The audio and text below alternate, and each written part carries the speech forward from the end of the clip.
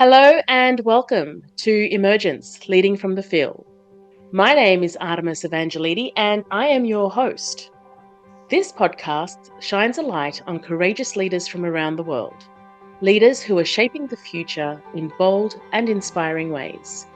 Moving beyond the boardroom, we feature authentic conversations with guests, the change makers, visionaries, and innovators who are leading from experience, purpose, and heart, from the field where transformation takes place.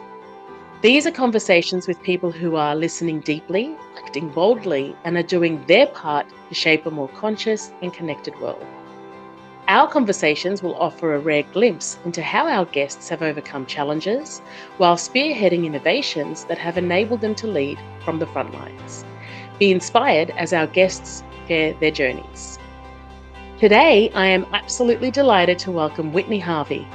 Whitney is the founder and principal of the Self-Coached Lawyer, LLC, a coaching and consulting practice dedicated to empowering legal professionals to achieve life-work balance, reconnect with their passion for the law, and thrive in their careers. Whitney is a practicing attorney, educator, and thought leader committed to transforming professional norms in the legal field. With nearly 15 years of experience as a successful litigator, Whitney now balances her legal practice with coaching, teaching, and consulting. Her work is inspired by her observations of systemic challenges in the legal profession that impact well-being, career satisfaction, and diversity. She is driven to create a more inclusive, sustainable, and purpose-driven approach to law and leadership. In addition to her coaching and legal practice, Whitney serves as an adjunct faculty member where she designed and teaches the course Legal Aspects of Diversity in the Workplace in the Department of Management and Entrepreneurship at ASW's W.P. Carey School of Business. This role reflects her passion for educating future leaders on the intersection of law, equity, and organizational culture. Whitney holds a Juris Doctor from the Sandra Day O'Connor College of Law at Arizona State University and is pursuing a PhD in general psychology with a focus on industrial and organizational psychology. Recognized as a 40 Under 40 honoree and a rising star by Super Lawyers, she brings a wealth of expertise, innovation, and dedication to every aspect of her work. Well, Whitney, welcome. It is such a pleasure to have you here with us. Thank you, Artemis. I'm so excited to be here. And, I just always enjoy conversing with you. So thank you for having me. This is amazing. Absolute pleasure. So, Whitney, I thought to get us started, I invite you to share a little bit about your journey. I guess what inspired you to enter the legal field originally, and then how that path evolved into founding the Self-Coached Lawyer. Yeah. So it's like so interesting. And of course, my nose starts itching as soon as it starts. But, my journey really started with my mom. And I'm kind of goofy like that. You'll hear me be goofy throughout. But it started with my mom. I had a single mom. She raised me. And she really wanted me to just have access to just a great life. And she didn't want me to have unnecessary struggles from what she could control. So she really encouraged me to either pursue legal or medicine. And for a while, I was really conflicted. I didn't know which route I wanted to go into. And I ended up meeting one of my best friends in elementary school. Her dad was a traffic court judge. And we took a field trip. The whole class went and saw him in action. And I was just truly inspired by him, the family. Like I got to see their family interactions. And it was kind of that prototype in my mind of this, influential family, this successful family, this loving family. And I aspired for that and chose my career, really based on a lot of those factors. Over time, I've come to realize that I'm naturally an advocate. I've always advocated for myself and others anyway. So what I thought was kind of happen chance really was internal and externally shaped. So that's really how I got into the profession. And I've really embraced more recently the advocacy component, not just, being a lawyer, but going beyond to advocacy as well. Wonderful. And so how has that moved into this coaching work that you do and the consulting work? I mean, there are many avenues to take in the law. And I think that's always something that people are surprised with, that, we study law, we have a vision of what we want to achieve, and then suddenly we find ourselves doing all these amazing different things. And the law degree really, really leans into that and helps us do that. But in terms of coaching, I'm really curious to hear, what was it that inspired you to make that leap across? Yeah, the funny thing, and I love being able to go back and reconnect the dots. That's been such a big part of my career navigation, is being able to do that.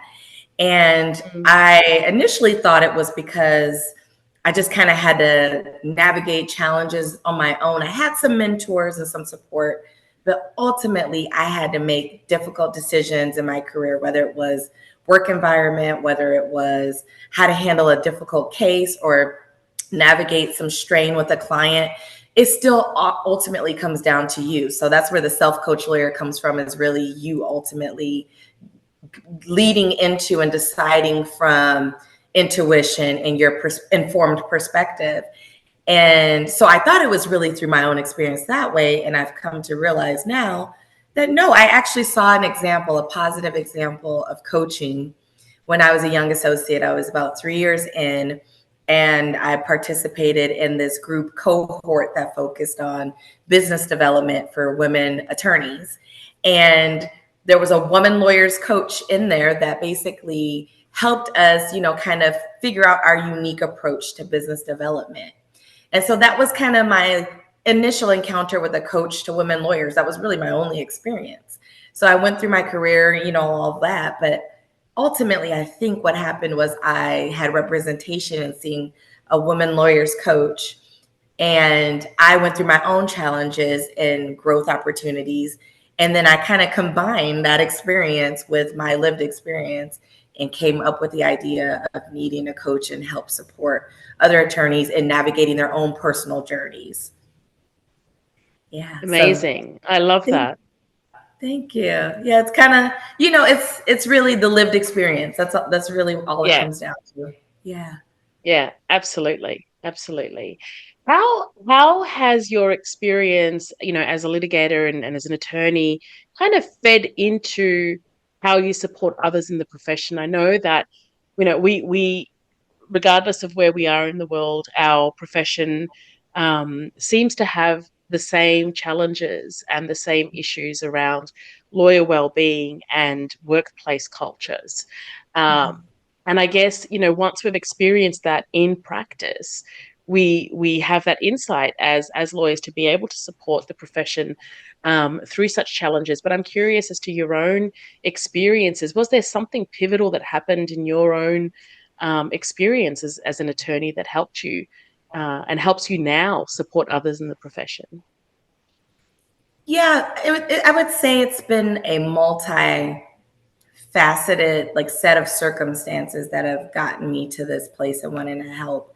I think my primary experience was coming into the legal profession and not realizing that I was not equipped fully to handle some of the tension and stress that comes with litigation.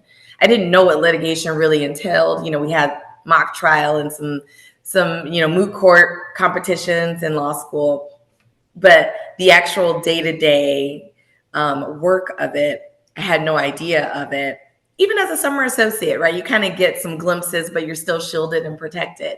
So when I started after law school, that's when I truly started to learn and understand what a litigator had to go through and what that entailed. So a lot of the training that we got in law school on how to lawyer, be critical thinkers, and express our opinions and our argument is great. We need to be able to do that. But what I was missing was, emotional regulation and regulating my nervous system and having some coping strategies for when I was feeling overwhelmed, recognizing that I had imposter syndrome. I never thought I did for many years. So being able to, navigate communication strategies and tactics and interpersonal relationships, those are things that I was missing from the law school education experience. And that's why a lot of the trainings and workshops I provide now are to fill that gap that many of us did not receive in law school. Legal education is evolving, which is amazing. And they're starting to cover more around emotional intelligence and things like that for law students.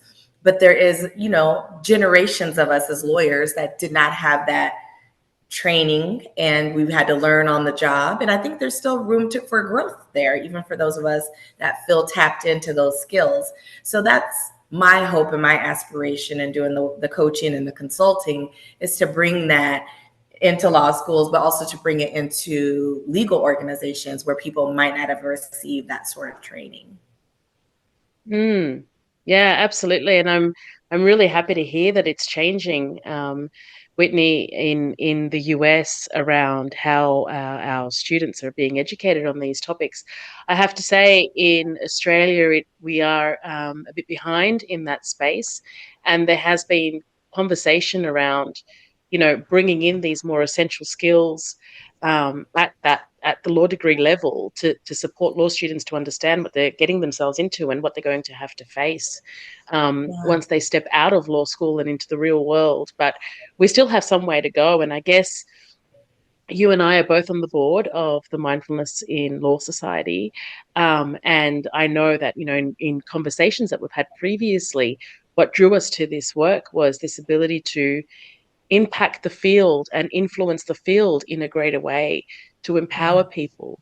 And I have found that when you have these conversations with lawyers, and when you start to raise the topic of, hey, this is how your nervous system works, and this is how your brain works, and this is why you're feeling overwhelmed, stressed, burnt out, and these are some of the things that you can do, it's the first time they're hearing it. And these are basic things. I mean, if you think about it from a medical perspective, these are basic things. We don't even understand how our own bodies work to empower ourselves to be able to do the best that we can. And another thing that comes up often, and I'm curious to get your insight on this, is we all started law school with a vision and a purpose. It's not a profession that you enter lightly. It's something that really most of us were driven into this to achieve something, and then along the way we end up, I guess, like many professions, in the daily kind of rigmarole of the routine and the pressures and the stresses and the output.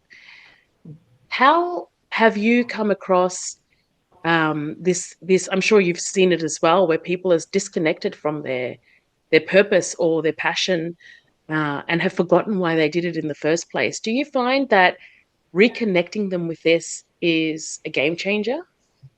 Absolutely. I'm so glad that you mentioned that, because we talk about burnout, we talk about, mental health, mental wellness.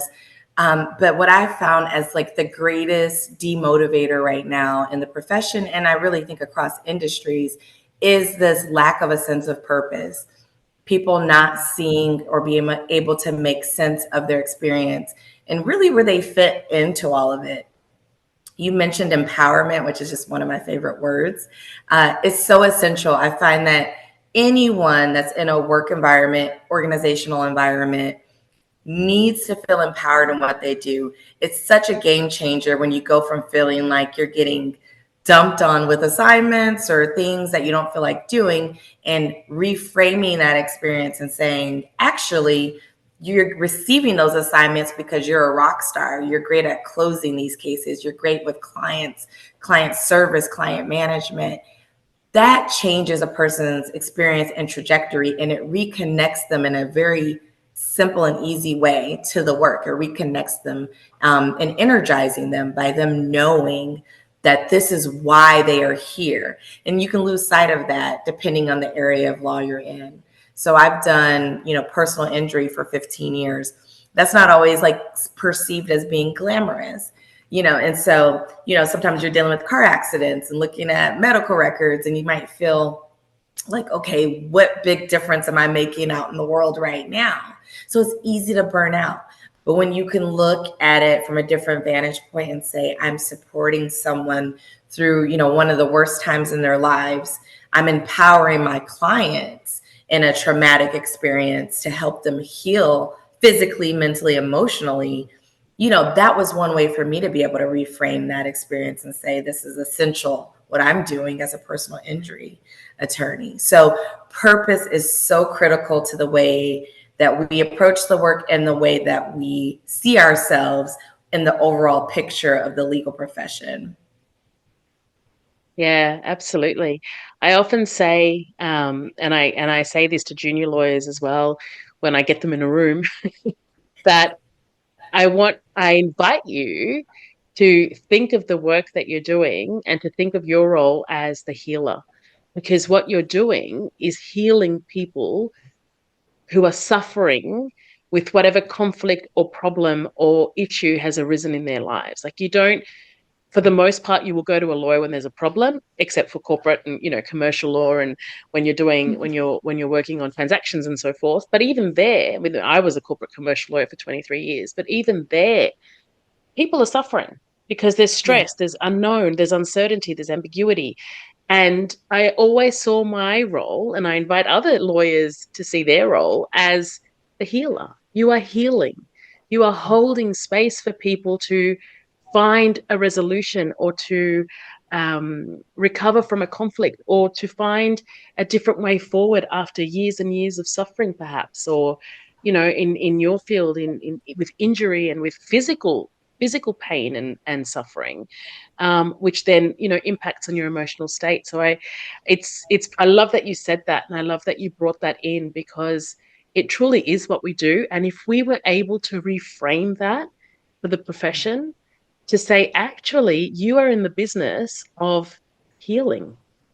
You're Yes. in the business of not just holding space for people to resolve issues and problems, but to allow them to walk away whole. Yes. That's a massive reframe, Hmm. and I find that really amazing. I would love to hear from you, I guess, in your own work, without, of course, disclosing any names or confidential details. But can you share an example of a transformation that you've witnessed in one of your clients, like how your work has enabled them to step forward anew? Yeah, absolutely. And I love transformation journeys and sharing, stories like that, because I think people think that it has to be this massive overhaul in their lives. And it ends up being that along the way, but it's a process that's digestible, that you're doing at the, micro steps, that when you look up over 90 days or over 6 months, you see how much has changed. So you can do it at a pace that feels comfortable. And so this client of mine, I'm really excited about, part of the work we did was to support her in taking over a role as a managing attorney at her law firm. And she knew that she wanted to be able to delegate. She wanted to be able to have boundaries. But she was modeling kind of the former managing attorney, and being aware that she's a woman stepping into that role. She wanted to go in and be intentional with her style and finding her authentic leadership style in this role, so that she didn't take on everything from the prior, managing attorney. Not that she did anything wrong, but she wanted to do it in her own way.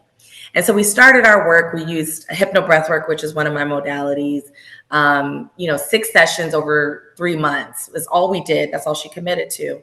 And what started as that focus really ended up shifting, because, when you give some space for insights and clarity, what you thought was the priority can change.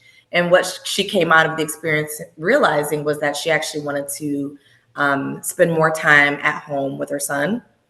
And she decided she wanted to pursue a part-time role at her law firm. So during Mm. that 90-day experience, she shifted gears and decided that she was going to be a part-time partner there, still in the managing role. They're going to figure it out. But I thought that was a huge win, because that wasn't initially what she wanted, or what she thought of, but it was in alignment with her initial intentions on creating her own path forward in the practice, and something that could be sustainable, recognizing that she had a Mm. family and that she needed to be able to sustain that connection as she continued in this new role. Yeah. Wow, that's incredible. What a Thank you. shift.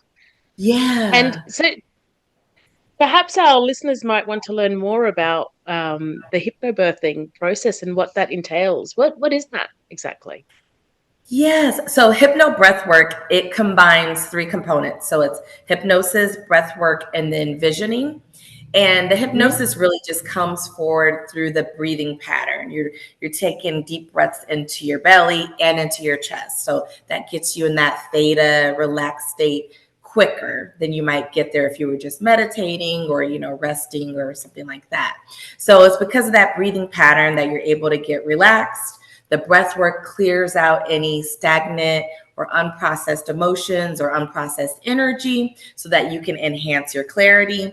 And then by visioning, what we do is essentially start to reprogram our limiting beliefs. So when we have clarity on what it is, the root of what's blocking us and making a decision, then we can move forward with reframing that experience, getting to the root of what it was, reframing it, and then setting our new goal or our new intention from that place that's not weighed down by fear, doubt, confusion, whatever that limiting belief might be.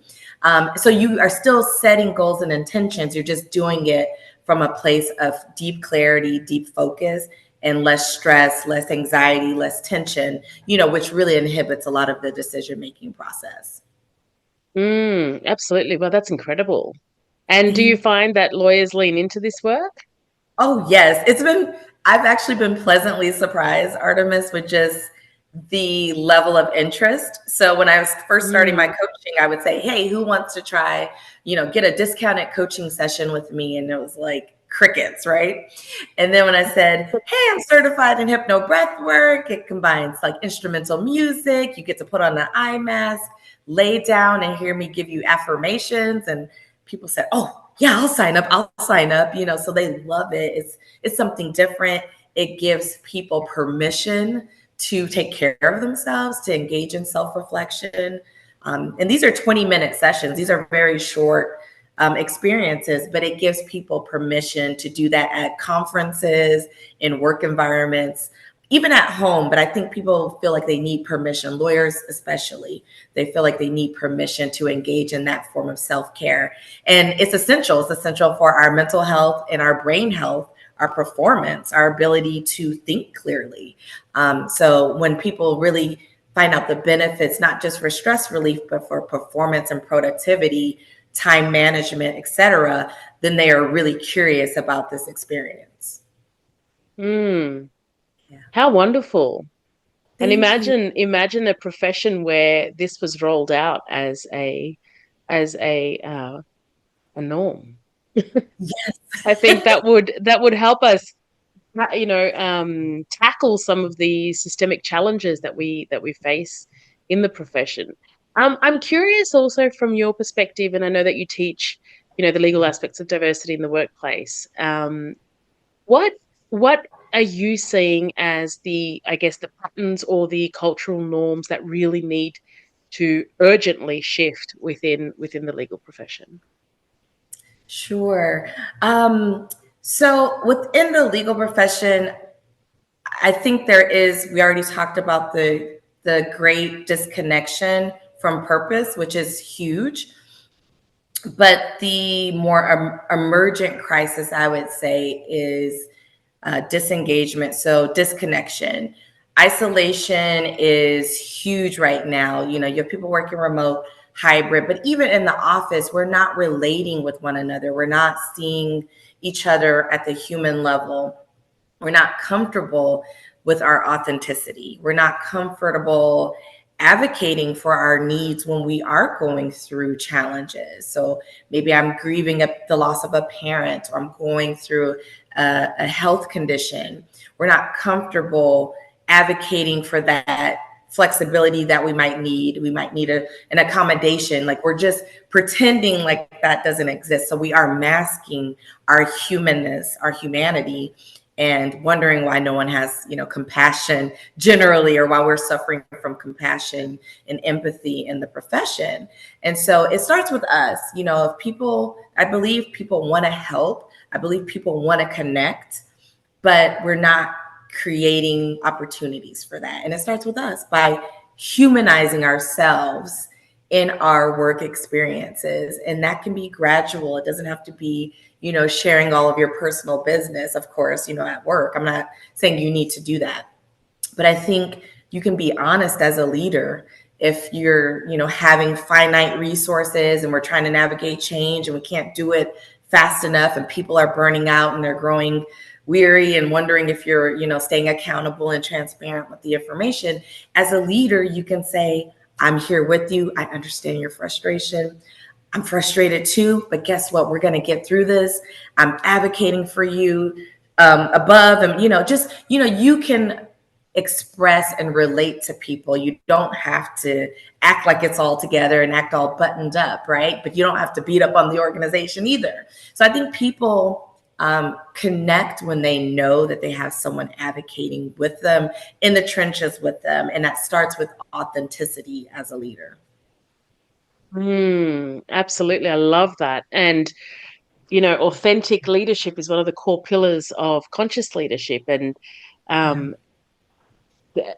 oftentimes people think that conscious leadership is soft, or it's a little bit wishy-washy, or it doesn't, tackle the big issues. In fact, it is the most in your face type of leadership, because you have to have the difficult conversations. You have to address the elephant in the room. And the only way you can do that is if you're standing true to yourself in your authentic power, to be able to lead from a place of kindness and compassion, but, not leaving things to fester, and not letting the weeds overrun the garden. So I think I love that you spoke about that authenticity piece. I think it's so important. Do you find that the younger generation is more in tune with this than perhaps previous generations? Absolutely. And I say yes and no because I'm really connected on social media, on Instagram. I'm seeing like the upcoming and emerging lawyers on social media. They are blogging and vlogging their experiences from studying for the LSAT to studying for the bar to, their first couple of years as an associate. So I kind of get to peek in through social media and I see that rawness. I see that authenticity. I see them paying it forward. Like they're wanting to develop businesses, side hustles, and coaching and helping future attorneys go through, navigate that on the front end. And then in the office, though, I still see people shrinking, still trying to find their voice, still trying to deal with the construct that we currently have, the current model, even though you have a vision of where you want to see it go. And so I feel like it's a duality to it. I think overall, like the Gen Z attorneys, I think they're definitely advocating for better benefits, better working conditions, of course, flexibility and autonomy. But there has to be some balance with that too, as you're learning as a new lawyer.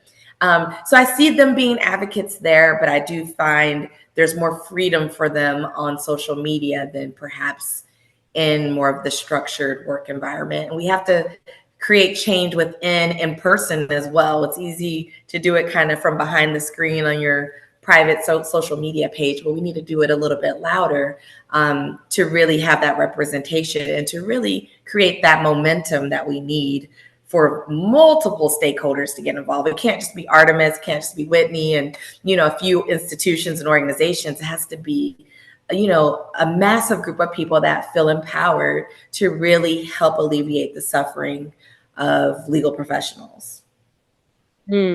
Absolutely. It's like that, the concept of gaining critical mass, right? Once we have a critical number of professionals in this space who are doing this work, then we can build that momentum, and it creates that ripple effect. I love that you are doing your PhD in industrial and organizational psychology, and I find so many of us have gone back to study psychology, and myself included, because I think it's one of those things that should be compulsory with your law degree, in my own opinion. Not only to be able to understand human behavior, because you're dealing with humans, as we said, who are in, the midst of an emergency, a crisis, a suffering, or a difficult, stressful situation, but also yourself, right? To be able to understand yourself and then how you impact the field and how you are leading from a place of empowerment and awareness.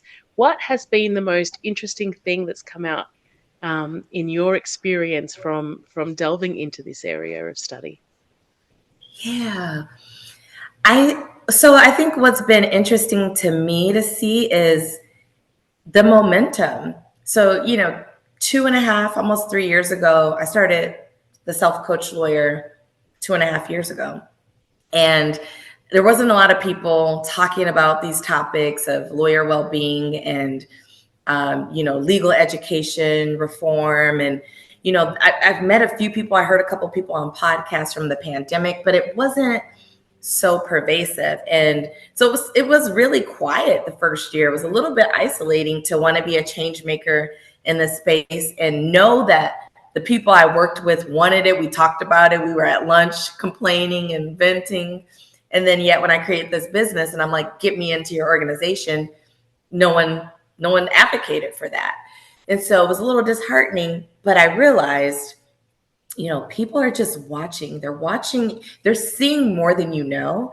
And I got that feedback along the way. It was quiet feedback that they might not like the post at first, but in my messages, it was, hey, keep going. We need to see this. So that encouraged me and just really showed the level of fear for some people, and even being able to engage on like LinkedIn with a post that from my vantage point is all about positivity and love. It's not about anything negative, but it was raising that awareness, the things we kind of wanted to sweep into the closet or under the rug. And so now I see more people living out loud and doing that on LinkedIn, sharing experiences, encouraging these conversations. There's not as much shame around it. And I've just seen such a difference in 2.5 years where I don't feel like I'm the only coach. I'm meeting other women lawyer coaches, other just attorney coaches. And I'm thinking, this is amazing because I did not see this 3 years ago. I'm sure it existed, but it just wasn't as pervasive in my world, in my network. And now I'm seeing more and more coaches sprouting up and doing retreats, things that you're doing. I think is amazing. We need more of that. And all it takes is for people to see one or two and they feel empowered and motivated to, hey, I want to venture out. Maybe I want to try that. So I just think it's great to have that representation. You touched on two things that I love: fear and how we navigate that space, and also disruption. I love the word disrupt, and I say that in a very positive sense. And you Whitney, are a disruptor, and it's when we do that work and we give people permission to not only see that it's okay to do it, but to go, actually, hang on, I want to do this too. That holding space for people by being out there and doing it is amazing. And I echo your experience with, I have the same situation where, and I've learned over the years that people won't like or comment, and yet they're following, and suddenly they're like, all right, I'm ready. Sign me up. What? I didn't even know you were following my work, and that's where the fear comes in. So I'm curious to pick your brain a little bit about fear. We have a lot of conversations around fear, and we challenge our own assumptions, what we're afraid of, and we all sit there with a fear of the unknown, or a fear of challenging the status quo, or even a fear of, oh my gosh, what happens if I do this and it doesn't work out, which oftentimes happens. And guess what, we're still alive and we're still okay, and life still goes on. But how do you navigate this for yourself? How do you tackle fear when it comes up for you? Such a great question. With fear, I learned from a great business mentor early on that the confidence comes from doing the thing, that you don't feel confident first and then you do it. You feel more empowered and more confident once you do that scary thing. And so I really leaned into that. Probably my first 6 months in business was, make the cringy post. Don't go back. Don't look at it. You're going to second guess it. But then, 4 or 5 hours passes or 24 hours. And then I noticed the world didn't stop. No one blocked me. And I said, okay, now I want to push it a little further.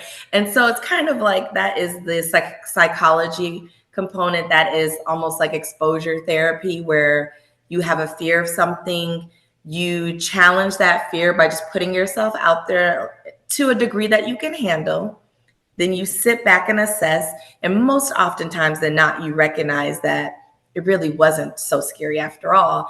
And then that increases your capacity to be able to take on more fear, things that you're afraid to do. You're able to break through those barriers faster because you can pull from past evidence. So anytime I'm feeling fearful about something, I do take a pause. I believe in the power of a pause because I'm a quick, impulsive person. Sometimes I can go so fast and I might need to, I start second guessing sometimes if I go too quickly. So if I'm not for sure that it's a yeah or a yes, then I will give it a brief pause. Maybe the brief pause is just 30 minutes. It doesn't have to be that long. But for me, it's taking a breath and sitting back. And then if I come back to it and it's still not a concrete yes, then I know at this point in my journey, it's not really fear-based. It's just a no right now. But if I find myself spiraling and I know I want to do it and I'm just kind of like scared about, well, then I know I need to push myself because I know I want to do it for sure. It's a yes. It's just still a discomfort. So then I know I can push through it and that I need to do it versus something that's like, I really don't need to do this right now. I'm okay. So it's like a check-in and kind of a self-dialogue. But first you have to do those things that feel scary so that you get in tune with what true fear is versus intuition versus I need more information.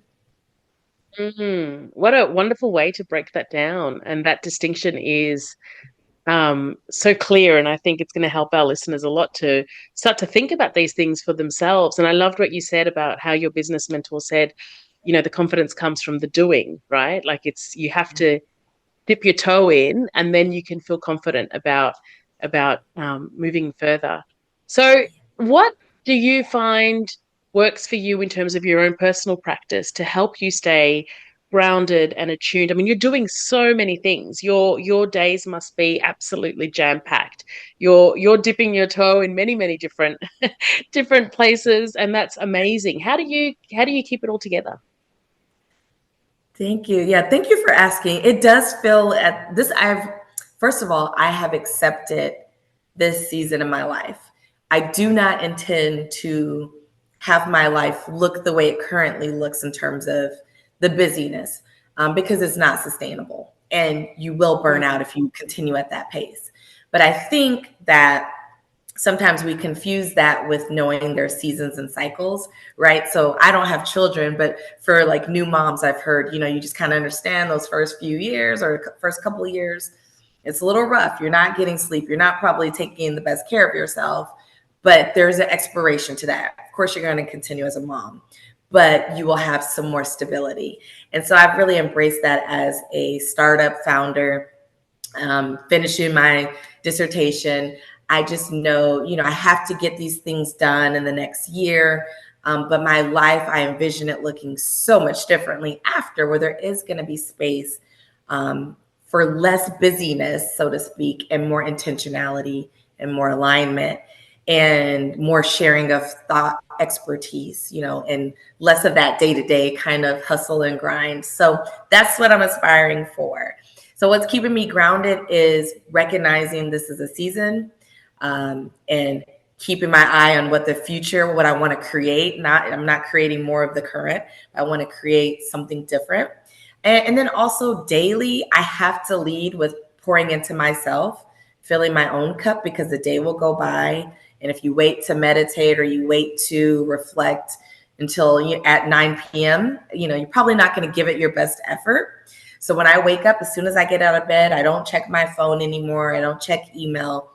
I get up, I might make a cup of tea, and I go outside just in my backyard. I have a pool. I have a beautiful green tree that's like this self-sustaining tree. It wasn't getting water for a while. It kept growing. It's a miracle. And I just walk around. I do laps around my pool. and I walk into the rocks. We have rocks, not really grass, but I walk not barefoot. I would love to walk barefoot, but I find that oasis in my backyard is my grounding station, where I just let my mind go free. I hear the birds, I get the sunlight, I get the tree benefits, at the cellular level, all of these beautiful elements. I have awareness of it. It's intentional. And I use that as like my self-charging station in the morning, first thing. And it's also good for your circadian rhythm and your sleeping, turns out. So that's great. But you have to do it within like the first half hour of waking up. So I get out of bed and go outside. And that's really what's been keeping me grounded, because there's a million things to get done and you might feel overwhelmed. But that starting my day with that intentionality lets me focus on the priority, so that I can get through what I need to get through, and I have clarity. And I can also find where I'm resisting, which is that procrastination. That's a mood issue, or, emotional regulation issue, where I need to figure out, okay, why am I avoiding? But it gives me that clarity by starting my day by focusing on my personal optimization before I get to the business of everybody else. I love that. What wonderful advice. That's Thank absolutely you. beautiful. And it's that getting that sunlight and getting out in that first, half hour is critical for not only our body to start working properly. And I was reading an article how being able to go out into the sunlight first thing in the morning actually triggers the production of the various things that your skin needs to be healthy in the sun, and to give you that regulation and that balance that you need. That's just absolutely Yeah. beautiful. And I love that the morning practices, I think, are so empowering and so beautiful when you get to bed at a good time, and you're able to get up early, and you're able to give yourself permission to have that beautiful space before, as you said, the busyness begins, is vital. Um, the theme of this podcast is emergence, right? And it's about stepping into, I guess, new ways of leading, new ways of being, new ways of doing. What's emerging in your own work and your own life right now that excites you? Yeah. So interesting. Thank you for asking this. I love talking about new things like innovation and getting to more of that authenticity, right? Like I'm not just lawyer, coach, and consultant. I actually have started doing um, in-person workshops and holistic like wellness classes here in Phoenix, around breath work, meditation, journaling. And I'm bringing that to various community organizations, so beyond the law. And that's where I talk about advocacy, right? Like I'm a lawyer and an advocate for lawyers, but I'm also a community advocate. And so being able to have and bring breath work to communities that are underserved, that might never have the opportunity to go to a retreat in Bali, or, somewhere beautiful like that. So really trying to create these mindful and mindfulness workshops and experiences in a yoga studio, locally for people. So that's been something that's really impassioned me, is having an identity beyond being a lawyer and supporting lawyers, recognizing community support as well, community resiliency. And I think that balances it out for me, of course, with my personal life too. But, I'm going to be an advocate to both worlds, but I've been emerging as a community advocate. And I feel like that's been essential for my personal and professional well-being. That's wonderful. That is amazing. And I will be sharing all of your details, of course, on the podcast description, so that people can connect with you and learn more about the amazing work that you do. But as we get to the end of our incredible conversation, if you were to offer one piece of advice to legal professionals, or even professionals in other industries who are listening to us, who are feeling burnt out or disconnected from their purpose or their passions, what would it be? Hmm. Probably I have a couple. I know I'm supposed to do one, but I would say Start with getting out of your head. So capturing what's in your head, because we have a lot going on up there. And what was essential for me when I look back to maybe 10, 11 years ago when I started this process of self-reflection at a deeper level, I was just getting curious and kind of questioning everything. Like, am I happy here? What's wrong? Why do I feel this way? And it started with journaling. I would just journal. I had no guided prompts. Now they have beautiful journals. I recommend guided journals so you can kind of process some of that if you're not already in therapy.